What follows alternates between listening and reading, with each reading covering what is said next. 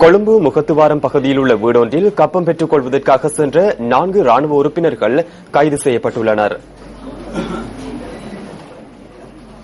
குறித்த வீட்டிலிருந்த பெண்ணால் போலீசாருக்கு வழங்கப்பட்ட தகவலுக்கு அமைய ராணுவ உறுப்பினர்கள் கைது செய்யப்பட்டதாக போலீஸ் ஊடக பேச்சாளரும் சிரேஷ்ட போலீஸ் அத்தியட்சகருமான அஜித் ரோஹன கூறினார்.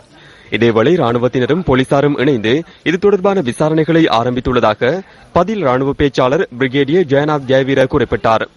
விசாரணைகளுக்கு பூரண ஒத்துழைப்பு வழங்குமாறு ராணுவ தளபதி அறிவித்துள்ளதாகவும் பிரிகேடியர் ஜெயநாத் ஜெயவீர மேலும் தெரிவித்தார்.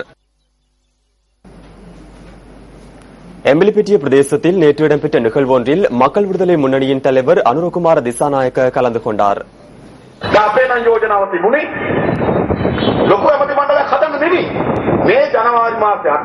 பாரிய அமைச்சரவையை உருவாக்குவதற்கு நாம் யோசனைகளை முன்வைக்கவில்லை. ஜனவரி மாதம் 8ஆம் தேதி நிர்மாணிக்கப்பட்ட அமைச்சரவை ஏப்ரல் மாதம் 23ஆம் தேதியில் நிறைவடைந்துவிடும். அதற்கு 20 பேரை சேர்த்துக் கொண்டு செல்வோம். ஒரு பாடசாலை தவணை கூட கல்வி அமைச்சருக்கு கிடையாது. விவசாய அமைச்சருக்கும் இதே நிலைதான். அமைச்சு பதவிகளுக்கும் போராட்டங்கள். சிறிய அமைச்சரவைக்கு பதிலாக பொறுப்பாளர் சபையை ஸ்தாபிப்போம் என கூறினோம். ஆனால் 23ஆம் தேதி தேர்தல் நடத்தி நிலையான அரசாங்கம் ஸ்தாபிக்கப்பட உள்ளது.